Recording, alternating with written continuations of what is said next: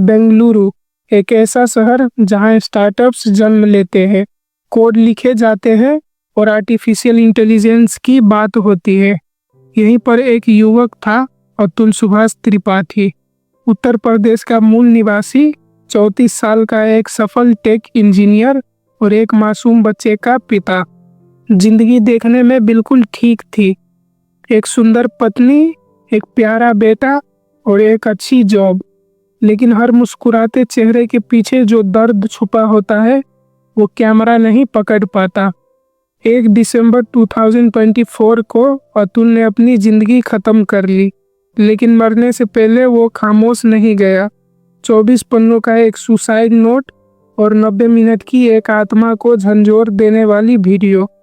इन documents में अतुल ने अपना दिल खोल कर रख दिया, एक सिस्टम के खिलाफ जिसने उसे पिता से सिर्फ पॉकेट मनी मशीन बना दिया था। दरअसल अतुल की शादी हुई थी निकिता सिंघानिया से। देखने में यह रिश्ता एक आम जैसा दिख रहा था, लेकिन जल्द ही ये रिश्ता मुकदमों और पैसों की भूख में बदल गया।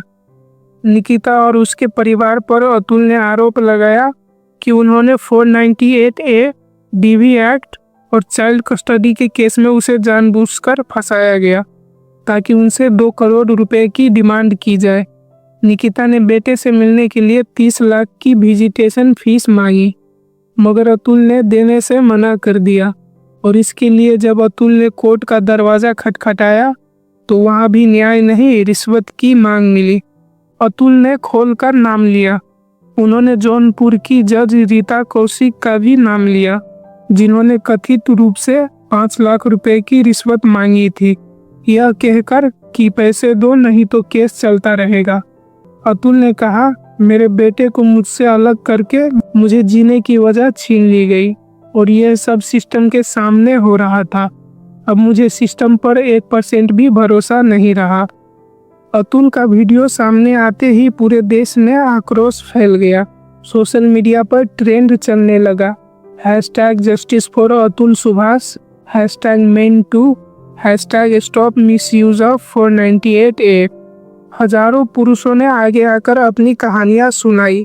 बहुतों ने कहा, हम भी अतुल सुभाष हो सकते थे। इसके बाद बेंगलुरु पुलिस ने FIR दर्ज की, आत्महत्या के लिए उकसाने के मामले में। इस FIR में नाम था पत्नी निकिता सिंघानिया, सास निशी सिंघानिया और साला अनुराग का।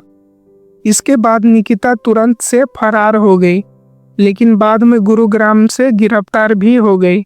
बाकी परिवार को भी पूछताछ के लिए लाया गया। अतुल के पिता पवन कुमार त्रिपाठी ने मीडिया से कहा कि मेरे बेटे की अस्थियां गंगा में नहीं बहाई जाएगी।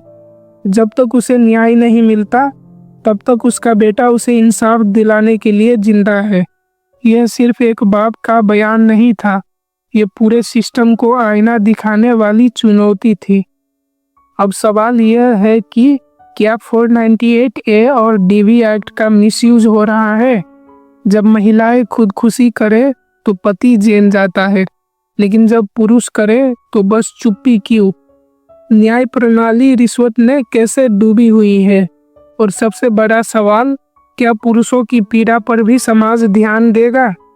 अतुल सुभाष एक आम आदमी था, लेकिन उसकी मौत एक असाधारण आवाज बन गई।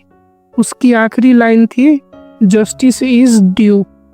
मैंने जिंदगी हार दी, लेकिन उम्मीद छोड़कर नहीं जा रहा। अब यह हम पर है कि हम उस उम्मीद को जिंदा रखें।